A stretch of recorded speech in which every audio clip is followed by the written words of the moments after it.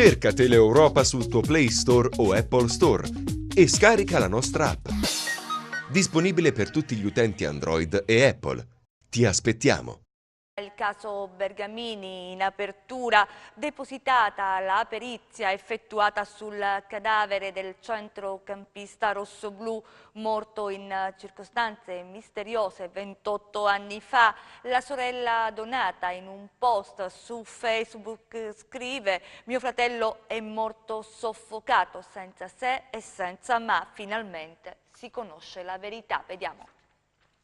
È stata depositata la perizia medico-legale disposta dalla giudice per le indagini preliminari del Tribunale di Castrovillari sul cadavere di Denis Bergamini. L'esito sarebbe quello anticipato nei giorni scorsi: il calciatore sarebbe morto per soffocamento. La perizia ha escluso che il centrocampista rossoblù si sia tolto la vita. La morte di Denis, avvenuta il 19 novembre del 1989, resta ancora una vicenda tutta da chiarire.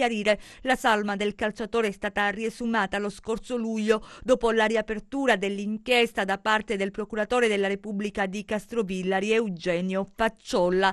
In un post su Facebook la sorella Donata nel pomeriggio ha scritto: sono a conoscenza che oggi è stato effettuato il deposito, ma io ero presente alle operazioni peritali. La mia famiglia ha lottato per una verità negata per 28 anni. Consentitemi almeno questo: mio fratello è morto soffocato, senza se e senza ma. Lo sapevo già attraverso i miei consulenti. Finalmente si riconosce la verità.